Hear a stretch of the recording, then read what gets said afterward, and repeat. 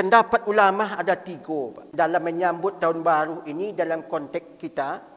Pertama, Ibnul Qayyim Al-Jauzi mengatakan, kita boleh adaptasi, berinteraksi, bermuamalah dengan orang non-Islam kalau itu hanya persoalan dunia, jual beli, persoalan negara, menjadi tentara, pengaman, pejabat-pejabat negara bercampur aduk awak di situ, itu dibolehkan. Kalau sempat berhubungan dengan persoalan substansi agama yang syariat, maka tidak boleh. Kata Nabi, la tadkhulu alal musyrikin fi kanaisihim. Jangan kalian masuk ke gereja-gerejanya, kata Nabi. Jadi man tashabbaha biqaumin fahuwa minhu, itu dia. Siapa yang melakukan sesuatu dengan orang-orang yang tadi itu tadi, sampai kapih ke awak, mangalo satu awak ke dalam. Apalagi jadi penitia, ya mangalo awak satu. Cuman yang sulitnya apa kalau awak pejabat negara mengeluarkan izin pamannya kan boleh apa tidak. Yang kedua, pendapat ini keras nih Pak. Apapun bentuknya, baik masalah dunia maupun masalah akhirat, tidak dibolehkan. Kalau koko Pak, kare kok Pak. Cuman masalahnya, awak punya negara bagusnya Pak. Awak presiden, awak mengambil undang-undang. Di negara kita kan tak bisa itu dilakukan. Nyomangan tak boleh, Ustaz. Kenapa tak boleh? Kalau awak satu membolehkannya, meredoinya, awak dikutuk. Ama tu salahnya. Apa memberangi, ama mendukung. Tu ama itu, apa tu salahnya? Baca rumah jadi anak merdeka. Ama melarangnya, apa membolehkan. Allah marah terhadap kufur tu. Ada yang paling dilaknat oleh Allah orang yang kafir. Tidak mengaku yang bertuhan. Orang tu tak mengakui saya Tuhan. Kita ikut-ikut mendukung orang itu. Itu sebabnya Pak. Dipahami ulama seperti itu. Innal ladzina kafaru min ahlil kitab wal musyrikin fi nari jahannam. Mereka itu orang yang kafir, kekal di dalam neraka. Awak ko papa ibu-ibu tidak akan serumah jo mereka. Awak diserugoh besok. Amin. Nomor barat terserah lah beko. Pokoknya serugoh namanya. Tapi kalau orang kafir itu kekal abadi. Kalau orang beriman, innalladzina amanu wa amilus solihat lahum jannat. Baginya mereka itu sarugo. Itu beda juga.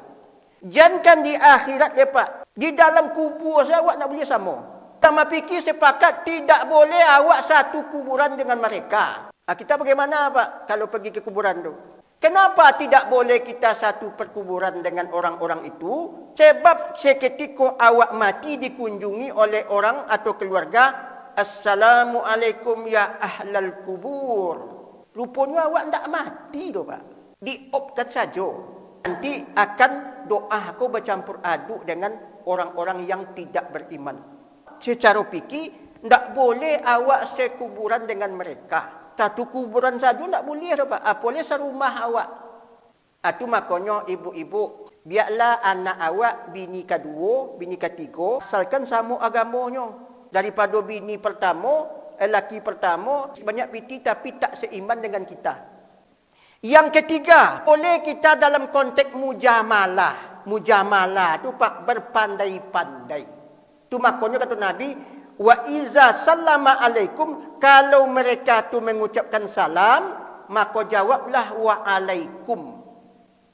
Berpandai-pandai, maka dikembangkan oleh para ulama. Seketika orang tu mengucapkan salam kepada awak, capek awak alihkan. Tanya keluarga, boleh sehat.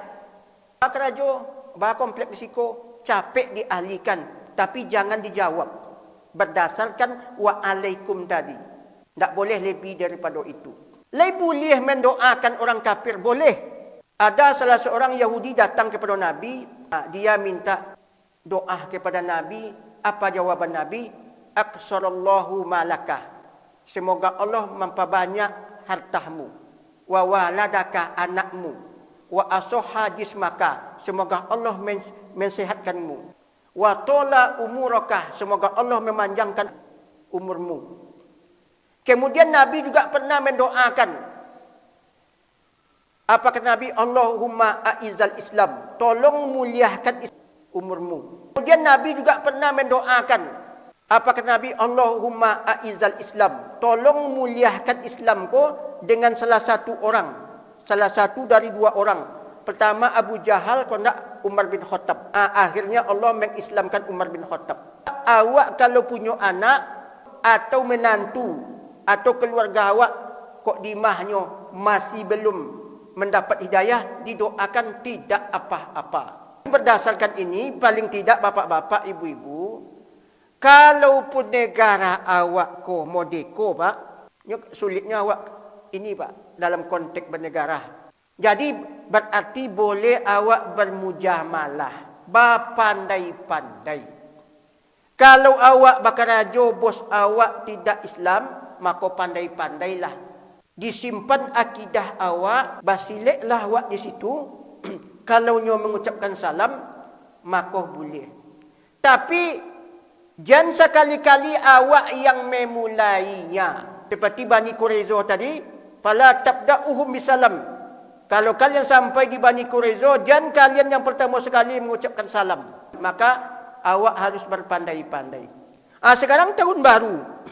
Boleh awak berbondong-bondong. Kok dapat jangan dilakukan. Untuk apa? Jangan satu lah awak meniup-niup terompet tu lah.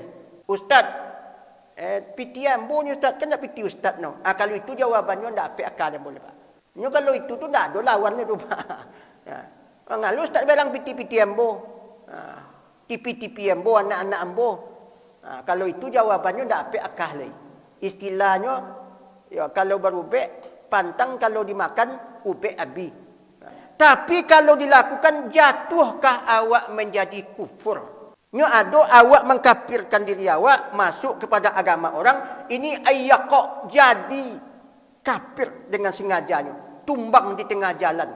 Kalau menurut ambo, tidak menjadi kafir. Man tasabbaha biqaumin itu tidak identik kafir. Di mana alasan saya? Hadis Nabi, Pak, man taraka shalah muta'ammidan. Siapa meninggalkan solat menjadi kafir, kata Nabi. Imam Syafi'i, kalau orang meninggalkan solat itu tetap dia dimandikan, tetap dia dikafani, tetap disolat. Apa sebabnya? Imam Syafi'i tidak mengkafirkan akidah. Berdebatlah Imam Syafi'i dengan Imam Ahmad. Apa kata Imam Syafi'i?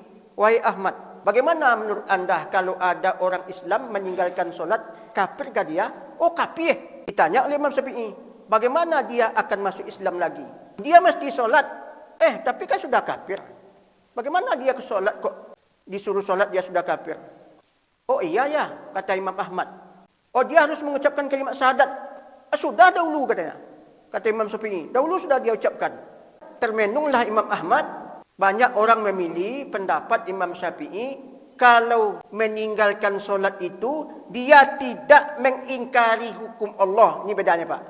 Kalau dia mengingkari hukum Allah, bahawa solat itu tidak wajib, tidak fardu, dia tantang hukum Allah, itu matinya mati. Tidak dikafani, tidak disolatkan. Tapi kalau dia masih mengakui solat itu wajib, mati dia disolatkan. Kalau awak punya bos kerajo dengan orang-orang yang tidak seagama dengan kita terpaksa ikut. Ang datang ke rumah bodi, dek ko bos awak apa? Ang angkat bunga ko kesian, ko bunga Natal kesian. Besok pergi ke gereja hantar nambo. Ang masuk ke dalam duduk jambo. Kalau seperti itu nanti apa itu istihsan bid-darurah. Kepepet idui, Pak. Kalau kepepet idui itu, Pak, ya, tapi harus berpandai-pandai. Tanamkan dalam akidah kita bahawa itu bukanlah kehendak kita, Pak. Nyo sulitnya di situ, Pak, kalau dia piti kok. Saya tak mau pula keras sekali, Pak. Tapi kalau awak punya bos Islam, tidak ada istilahnya kepentingan-kepentingan kita, tidak usah ikut-ikut, di rumah saja. Barangkali itu yang perlu saya sampaikan untuk menyambut tahun baru ini. Semoga kita menjadi orang yang moderasi, tidak begitu keras sekali. Nyo kalau kare awak lalai lo nyurang bekok, Pak. Apalagi kami yang ustaz-ustaz ni. Nyo caci maki lo ustaz go, Pak. Bantu inyo lo panitia malaikat katanya, panitia surga katanya. Kami hanya menyampaikan secara fikih.